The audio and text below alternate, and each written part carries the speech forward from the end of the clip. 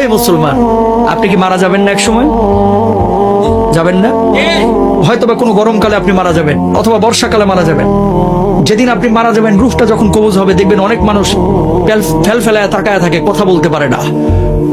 আপনি মনে করেন যে তার এখন পিপাসা লাগছে, কারণ রূহ কবজ শুরু হয়ে গেছে ভিতরে। দুনিয়ার সবচেয়ে কঠিন সময় হচ্ছে এই সময়টা, যে সময়টা মানুষের রূহটা কবজ হবে। তখন আপনি যে এই যে মুখে পানিটা ঢেলে দেন, দেখবেন যে পানিটা গিলতে পর্যন্ত পারে না, ঠোঁটের দুই কিনারা দিয়ে ওই পানিটা বের হয়ে যায়। আল্লাহু আকবার। ঠিক ওই সময়টা আপনার স্ত্রী আপনার দিকে তাকিয়ে থাকে, আপনার ছেলে আপনার দিকে তাকিয়ে থাকে, আপনার মেয়ে আপনার দিকে তাকিয়ে থাকে, আপনিও কিন্তু তাদের দিকে তাকিয়ে থাকেন। অনেক কিছু বলতে চান কিন্তু বলতে পারেন না, কারণ আপনার ভিতরে যে জ্বালা তৈরি হয়েছে, এই জ্বালা আপনি ছাড়া আর কেউ বুঝতে পারে না, ঠিক কিনা? যখন মালাকুল মাউত রূহটা কবুল শুরু করে, মানুষজন যারা অপরাধী বারবার একটা কথা বলে, ও মালাকুল মাউত, এবারের মতো আমাকে ছেড়ে দাও, আমাকে নিও না, এবারের মতো তুমি আমাকে ছেড়ে দাও, আমাকে নিও না, আমাকে 10টা দিন সময় দাও, 2টা দিন সময় দাও। এই অবস্থায় আমি কবরে গেলে আমি জাহান্নামী হব, আমাকে মাফ করে দাও, আমার রূহটা এখন কবজ করো না। কিন্তু আমার আল্লাহ রাব্বুল আলামিন কি বলছেন? হাত্তা ইযা জাহাদাহুল মাউত ক্বালা রাব্বির জিউন লাআল্লি আ'মালা সালিহান ফীমা তারাকতু।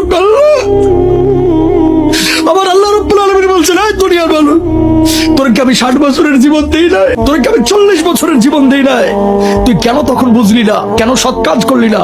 কেন তওবা করলি না? ও মুসলমান, এই রূহ কবজের সময় কষ্ট যন্ত্রণা আপনার আমার হবে না, এই গ্যারান্টি আপনারা দিয়েছে কে? যন্ত্রণা। আল্লাহর নবীর যখন রূহটা কবজ করা হচ্ছে, নবীজির কপালটা বারবার ঘেমে যাচ্ছে। আম্মা যারা আয়েশা বলতেছেন, ইয়া রাসূলুল্লাহ, আপনার কপালটা ঘেমে যাচ্ছে কেন? আল্লাহর নবী বলছে, আয়েশা, আমার বুকের উপরে যেন উহুদ পাহাড়টা চেপে ধরা হয়েছে। আল্লাহু আকবার। আল্লাহর নবীর যদি এই অবস্থা হয়, আপনার আমার অবস্থাটা কি হতে পারে? আপনি জানেন না, এই বাড়ি যাবে না আপনার সঙ্গে, গাড়ি যাবে না, কিচ্ছু যাবে না। আপনি মারা যাবেন, ব্লেড দিয়ে আপনার জামা কাপড়গুলো কেটে খাটিয়ার উপর আপনাকে রেখে, সন্তান সন্ততি বা আত্মীয় স্বজন বন্ধু বান্ধব ঘর থেকে লাশটা বাইর করে ওই বারান্দায় রেখে দেবে অথবা উঠানে রেখে দেবে। আপনার নাম ছিল আব্দুল কুদ্দুস, আব্দুর রহিম, সালমা, সাদমান, কত ভালো ভালো নাম। এখন কেউ আপনাকে নাম ধরে ডাকবে না, এখন আপনার নাম হয়ে গেছে লাশ।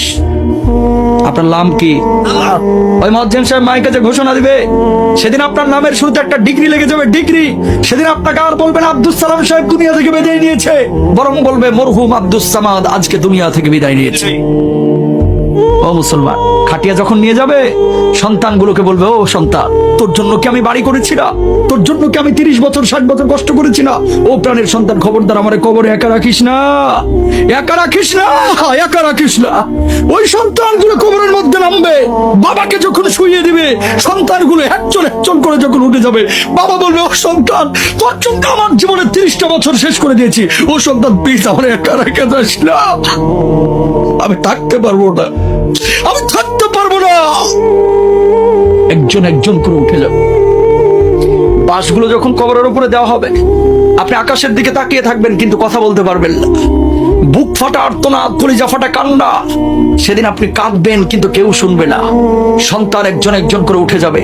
বাঁশগুলো যখন একটার পর একটা দেওয়া হবে, একটু আলো কবরের মধ্যে ঢুকবে, আপনি চিৎকার করবেন, ও সন্তান প্লিজ আমাকে রেখে যাস না, আমি অন্ধকার বড় ভয় পাই, আমি অন্ধকার বড় ভয় পাই রে, এইভাবে আমাকে রাখিস না।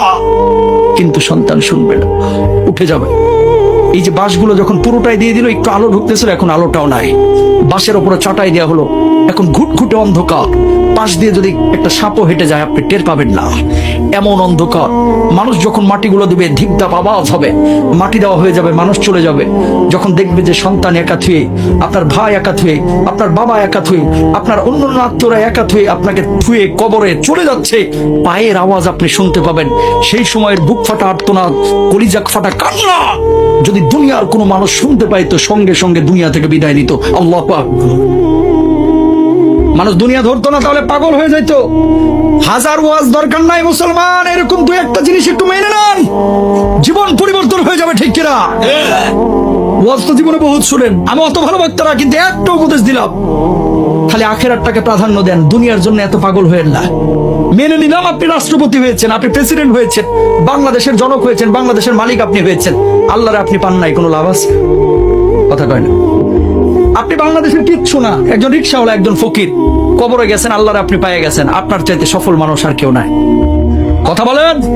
সুতরাং দুনিয়ার সব কিছু পাইলেন কিন্তু আল্লাহরে পাইলেন না, কিচ্ছু লাভ নাই। দুনিয়ার কিচ্ছু পাইলেন না কিন্তু আল্লাহরে পেয়ে গেছেন, আপনি দুনিয়ার বুকে সবচাইতে বড় সফল। ঠিক কিনা ভাইরা আমার?